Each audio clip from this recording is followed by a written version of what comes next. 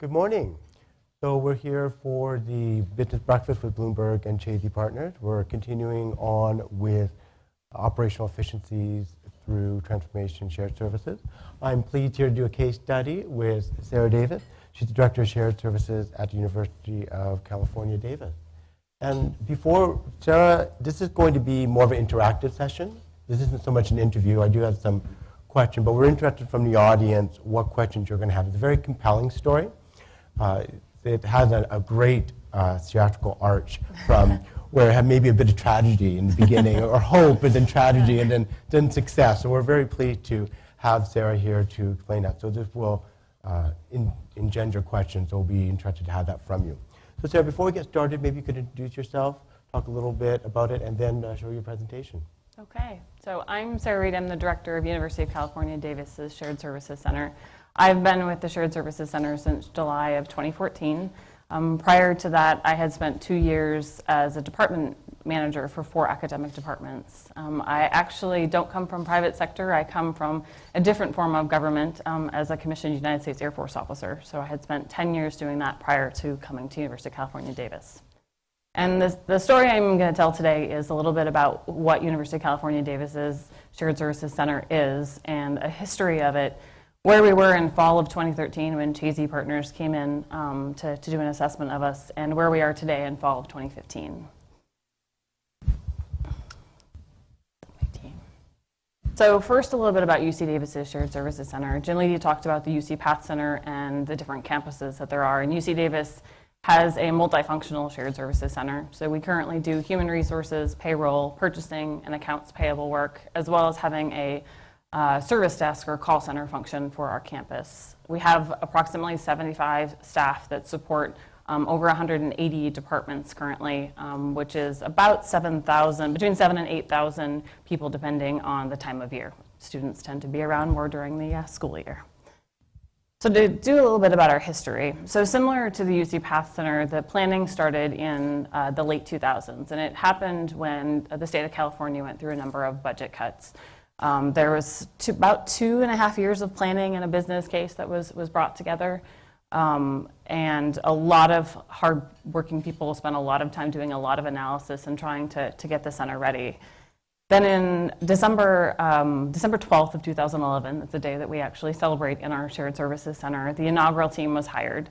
And to show you kind of how fast we deployed, we opened our doors or flipped on our switch February 14th.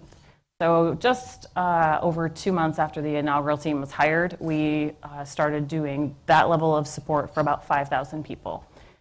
It was a little bit too fast, to put it mildly. You think about it, 2 months and 2 to 3 weeks of that was the holidays.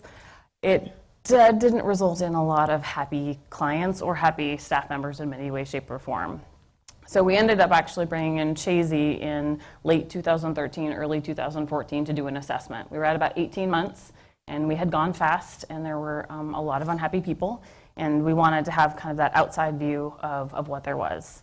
So I mentioned I started in July of 2014, so a whole new set of leadership came in. I had literally had one manager left. Everyone else was interim at that point, and the interim co-directors had done a great job of strategically pausing and calming down many of the clients, but there was still a lot of work to do. There still is a lot of work to do.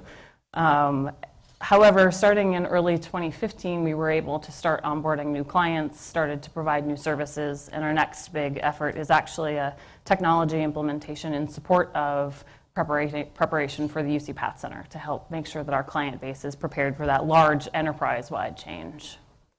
So fall of 2013 is kind of a time where we pause in many ways. We had very low customer satisfaction at the time. It was somewhere between 20% on the low end to maybe 40 or 45% of people who were even minimally satisfied in the fall of 2013 and even into the beginning of fall of 2014. So we paused and we brought in Chazy to do an assessment for us. As I mentioned, the management team was departing, and the staff was really at a lull. They were at a low. I mean, they had been strategically paused, kind of feeling like, what is going to happen to us now? So I had actually read Chazy's 70-page report for the Shared Services Center prior to applying for this position, but I was so passionate about what shared services can bring to higher education. I like to joke they gave me my 70-page to-do list, most of which we've spent the last about 18 months working on.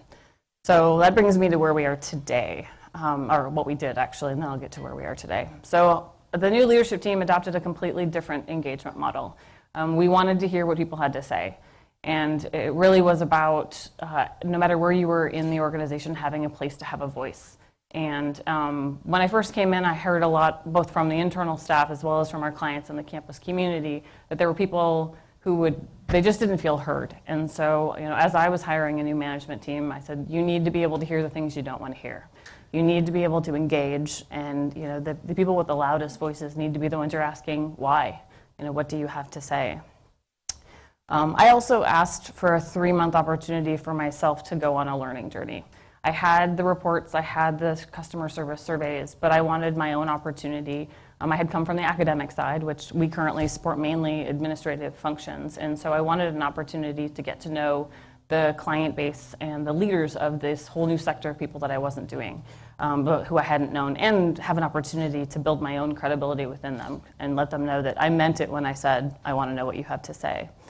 The results of that were restructured governance. We had kind of an informal governance structure, executive down to our client level, but we had missed a level, and we didn't necessarily always have the right place for people to voice. So what would happen is, if you were unhappy, you would go to the chancellor.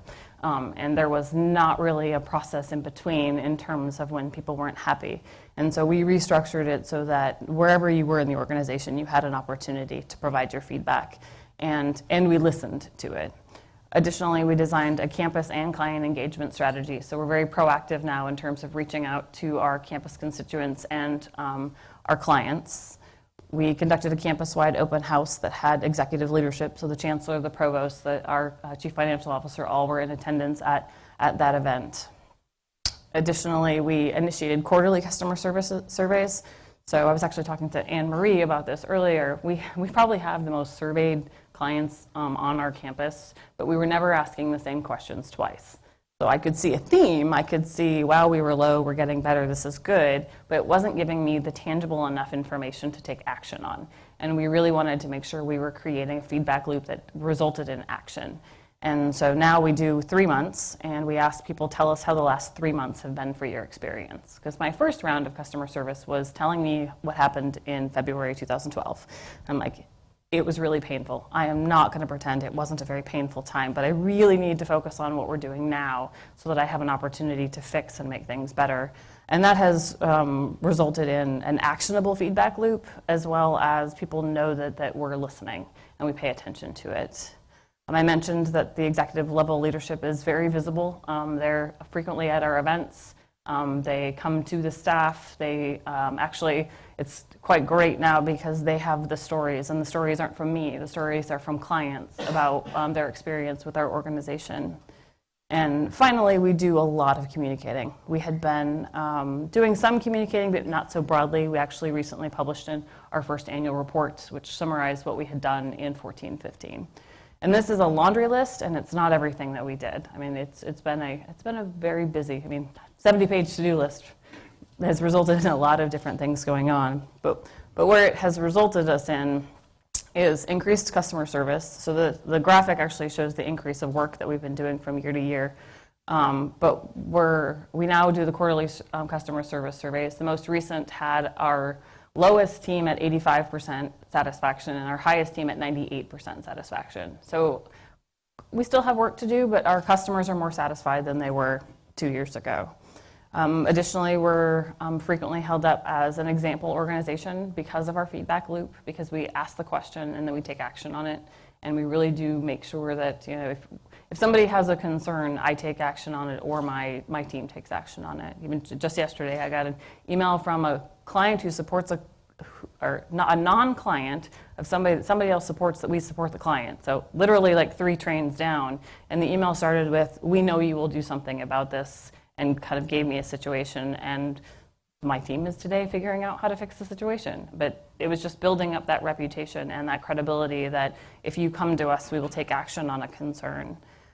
Additionally, we've grown as a shared services center, so we've onboarded a couple of academic units at this point, and people are coming willingly. They're interested in our services and interested in looking at what type of opportunities there are. And as I mentioned, the slide shows our volume of work, and we've increased that while maintaining a flat budget. So we're the operational efficiency piece of things is starting to show, and starting to visibly show to folks. And so there's our growth. We're very proud of our growth and customer satisfaction, in case you can't tell. And that is UC Davis. Great, thank you, Sarah. I'm going to start with a couple of questions, and then I'll ask from the audience. So it's one thing that we talk about when you compare private and public sector. When the private sector sets up a shared service, and if it doesn't work, you don't hear about it. They don't send out a news release, yeah, we tried this, we set up something and it didn't work, so our bad, and we'll go on to maximize shareholder value. In the public sector, you don't get that benefit. No. And if something doesn't go well, it's going to get out there. And it's quite compelling because one of the pieces with UC Davis is when we were engaged, it was one of the existential questions. Are we going to do this anymore? Are we going to stop this, give it back to the schools, let them manage it? We tried, sorry, it's your problem. And now we're at a point you're expanding. Yes. So I'd like to dig into some of the issues that you had right at the beginning. I know one of the big ones was the chargeback. Yes. That was when we were first doing the planning, with chargeback, chargeback, chargeback. That's what the clients were talking about. That's what the people were talking about. So could you describe a little bit what the chargeback was like, and then maybe where we are today?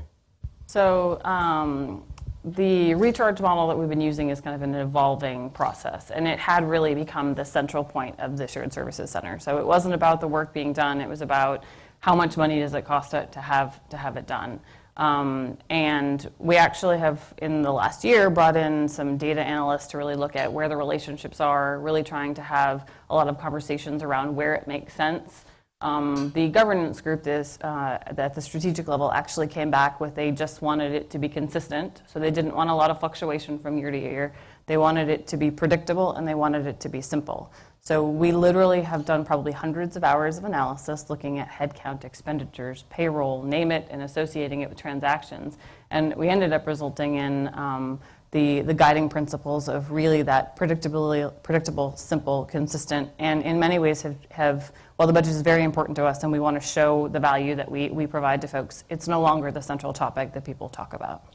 It's interesting. When you go to Starbucks and you buy the coffee, you don't complain to the barista, why are you charging me $3.50? You know what the experience you're getting. You get $3.50? Must be plain coffee.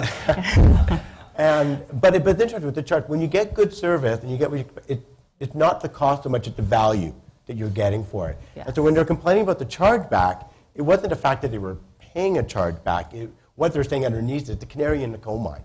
If your clients are happy about paying a chargeback, then that's really better than a satisfaction survey. That says you're doing good value.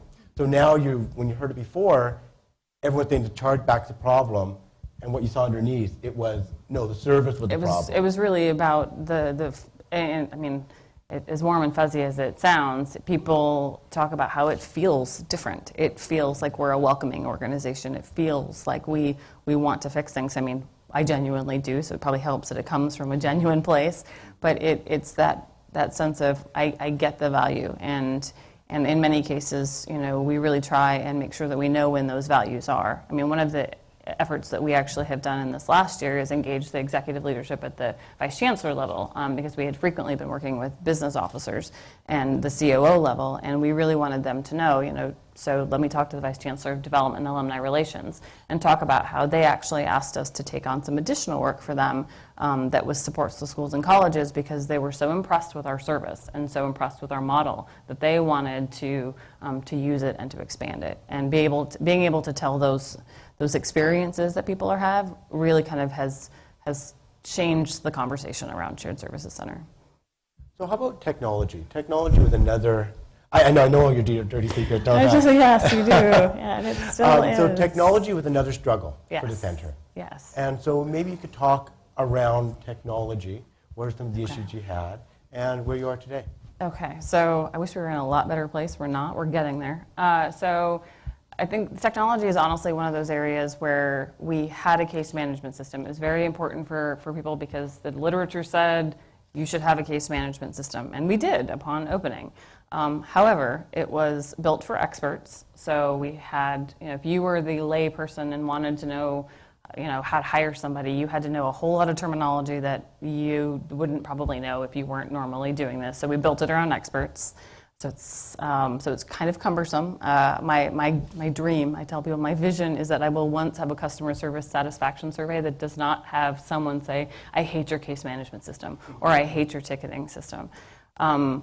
So one of the big efforts, as the timeline showed in 2016, is we're replacing it. And we're replacing it with a much more user-friendly front interface. We've actually been doing change management with the staff as well as with the clients in terms of now you're used to this cumbersome field-heavy sort of product, but we want to make it simpler. We want to make it easy to interact with us. We want to make it easy for you to be able to get your work done. But I think technology in many cases is an example of where we did what looked right on paper, but in our execution of it, we didn't quite go to the level of detail that we needed. I mean, we literally locked some folks into a room for 6 weeks and created a technology.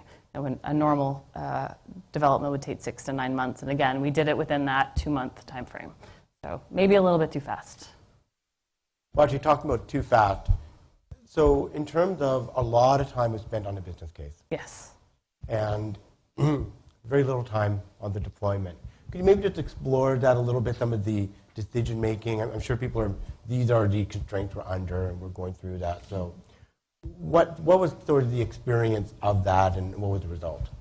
So I mentioned there were a couple of years of planning. And in all honesty, I've been looking for why the decision to open on Valentine's Day of 2012 was so important, but it was the day we had committed to. And unfortunately, unlike when Jim Leedy talked about kind of pausing, taking a look at the decisions and keeping going, I think there was this feeling of we've been planning and doing and planning and planning and planning. We just need to do something.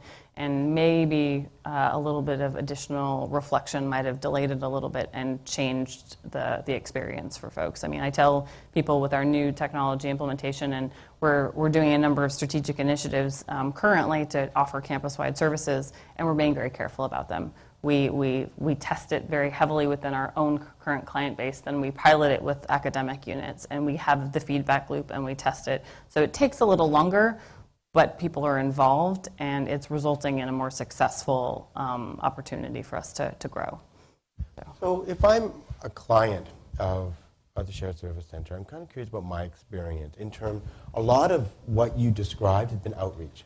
Mm-hmm. Like you still have the same technology, mm-hmm. you still have the chargeback, mm-hmm.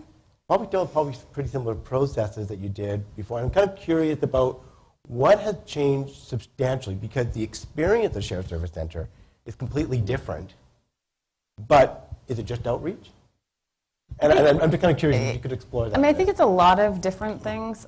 So there's a lot of different things we've really been trying to attack it on multiple fronts. So when it comes to the processes, part of having the outreach and feedback loop is giving us an opportunity to really look at what processes have high impact and which ones can we fix and have reduced pain points. And in many cases, people wanted to be heard. And so that first set of getting people an opportunity to talk was almost like therapy. I mean, it's like I literally would go into new clients and they would tell me everything that was going on. And I've always told people nothing's off the table. If I need to hear it, other people need to hear it.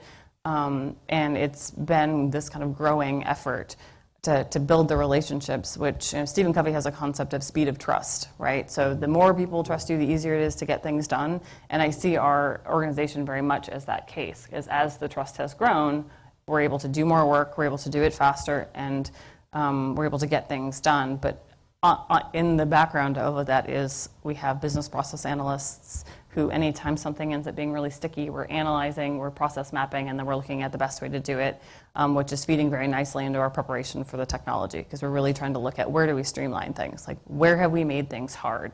One of the key things that I talk a lot about in terms of our Shared Services Center is we looked very heavily at the Shared Services Center, but what we didn't look at was how things were going to go to our central business partners, because we're kind of in the middle, and how work was done in the departments. And so by not looking at things end to end, we created redundancies here and we created redundancies here. And people don't want to pay for redundancies, nor do they like them. And so a lot of what we were doing was, or what we have been doing, is figuring out where those redundancies are and how we can get rid of them. So there's a lot of outreach, there's a lot of communication, but there's a lot of stuff in the background that is enabled because of that communication and outreach. That's powerful, because it's not just you reach out and you ask, you actually affect that. You follow up and you make changes, and then people engage. Yes. Yes, powerful. So any questions from the table? Great. Steve Yu from UCLA Law. Steve Yu with UCLA Law. So I'm a 20-year veteran of UCLA, and we try to always implement new initiatives and business process improvement as well, and always looking for efficiency. The biggest thing I think to change is I can come up with the ideas, we can create the structure, and you've talked a lot about customer focus, and how do you get your team on board?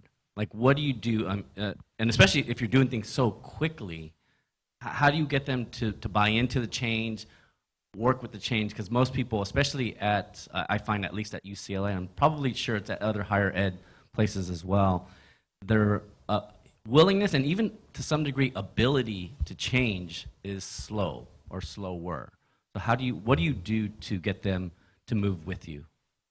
So that's a multi-fold question in so many ways. I don't think Davis is probably that much different from UCLA in that we have a highly loyal employee population, many of which have been there for a very long time and frequently doing things a certain way for a very long time. Within the Shared Services Center, I really do think that group is one of those agile groups there is on campus because of what they've been through. Over half of the staff now are there from the beginning, so they have seen kind of the ups and downs of everything. And so they're excited to see positive things happen. Like, they're clamoring to do more for the campus community, and they're excited about it. They're nervous, and we really try and make sure that we're reinforcing that. We're actually working on an accounts payable service, and we literally meet every week with the team. How's it going? What do you need? How, is technology or the vendors doing what they need to be doing? What can we do to enable your job? And on the campus community side, it's a lot of being present. And it's not just me being present, but it's a lot of people being present. The Shared Services Center was this thing I came from the academic side. It was this thing when I applied for my job. Like, I really didn't 100% know what it could do for the campus community. And in the last 18 months, we've really tried to have, it used to be the director and maybe the managers were on campus, but because we're about 1.5 miles off of campus, so it wasn't necessarily easy for the staff to be a part of it. Now our staff are on just about every key committee across the campus, so it's pretty normal for somebody to encounter a Shared Services Center staff now. So we're just becoming a part of the campus community, and if UCLA is anything like UC Davis, it's a lot harder to say negative things about people you know and people that you actually experience. And one of the kind of key things that I worked at, and we continue to work at Davis, is that there's a face to the Shared Services Center. Like, my first year goal literally was put a face on the Shared Services Center. And it wasn't just going to be my face, it was going to be our staff's face so that people would really know. We have a very community-based campus. And so I wanted to get folks back out into the community. It's a work in progress. Part of what I do is when I hear that there's somebody, people now know if you say something about the Shared Services Center, you're likely going to get a phone call or an email from me personally or one of my managers, because we want to know. We want to know, what you have to say. And if you have had a bad experience or have only heard about it, it gives us some insight into where there's information. It's definitely a work in progress. We're constantly engaging and constantly trying to help people. And I'll just add a little bit to that. One of the key things about being intentional, it's not about putting a mission statement up on the wall and saying, okay, this is our new mission, client service. Put your staff in. Yeah. That's important, but things like potentially relocating staff, like UC Davis did. So they're not in the same seat sitting beside their client, because it's really hard to break out of the old routine if you have all those contact points still there. So that's one technique.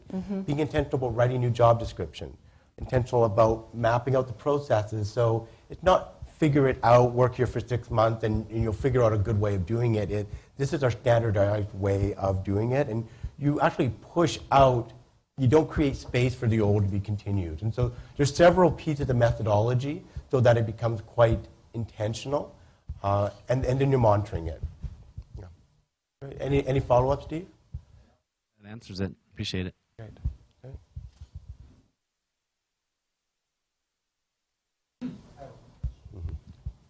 Sarah, Scott Mazarski from Bloomberg. So you spoke a lot about the survey results and how you're tracking them. Do you, I'm assuming you also publicize those, both internally and externally. How do you go about that, and how do you get people to engage with them? And in certain areas, have you even tried to do focus groups with certain constituents and how you can do better? So we have really regular interaction with a diverse set of our clients through our governance structure. We also, in 2015-16, we've done what we've called our client engagement plan, which is we actually had an entire year's plan of the proactive way we were going to be reaching out to each of the constituent groups, and it was based on how often they wanted to meet. So some are like, I only need to see you once a year. Okay, I'm happy to see you once a year. Some I literally meet with every other month. Hopefully it's not much more than that, but it's really letting them decide. So we have a lot of opportunities for feedback. And we do publish the customer service results. The first version that came out, and we actually continue to do this, we have what we call our Client Partnership Committee, and it's about 40 people that are appointed by the COOs, and we bounce anything that we are going to go public off of them. So the first thing we do is say, this is what the results are. Are you feeling like these results actually reflect the experience that you're having with the Shared Services Center right now? One of the things that I'm sure Jay-Z can tell you is we did initially start publishing things that people did not feel were accurate, and it really created walls. And so we've worked very hard to, as we get new results, say, okay, this is what the results are saying. Does this make sense to you? Are you feeling this experience as well? And we don't publish anything until we have the majority of our clients saying, yep, that's actually right. That is exactly the experience that we're having, which I think has lended some credibility to it. Because, I mean, we've done some things recently doing transitional support, like 3 months of support to help somebody through it. And we do a debrief meeting and we say, if somebody asked you about the Shared Services Center today, what would you say? Now, good, bad, or ugly, and of course they always start with we hate your case management system. But after that, usually the experience is pretty good. And it's really trying to make sure that, again, goes back to I have an idea what people will say about us.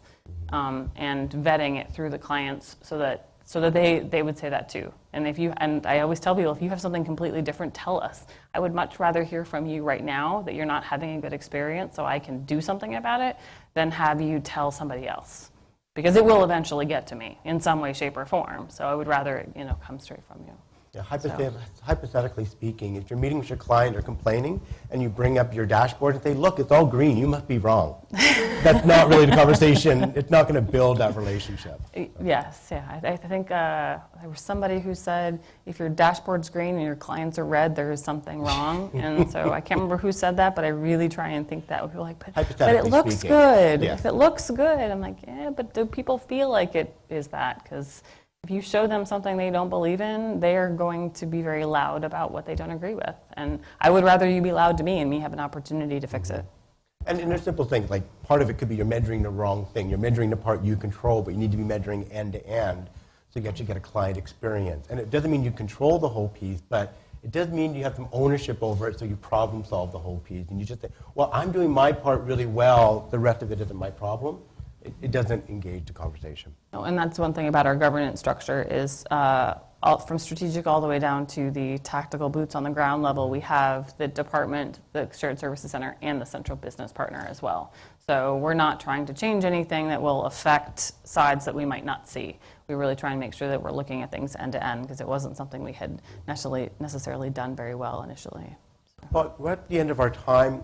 It's interesting, when I read the UC Davis story, there were so many things that were done by the book, maybe. You had the case management system, you had chargeback, you had the KPI, you set up a separate shared service center, you did it multifunctional. And there are so many things that if you're looking at a shared services textbook and doing a checklist, it would have been excellent, excellent, excellent. This is going to be all green. And what UC Davis said, well, no, you need to go beyond the checklist. Yes. You need to listen to your client and engage that piece. So any final concluding thoughts? I can't stop thinking about the importance of engagement and having people really have that voice. And when there is dissent and disagreement, hearing it and moving and being able to move past it. If you pretend it's not there or you instantly defend. I mean, this is one of those things that I work with every single one of my staff members. Like the first thing you say when somebody says something to you is thank you for your feedback. Because it gives you a chance to pause instead of jumping into your rationalization of what you want to defend, because you need to leave space to hear things. And we had a lot of people involved in the planning of the Shared Services Center in so many ways, and then we went live so fast, and all of a sudden there were walls. And so a lot of what we've been doing is taking down the walls and rebuilding bridges in many ways. Well, Sarah, thank you very much. Thank you, Taps.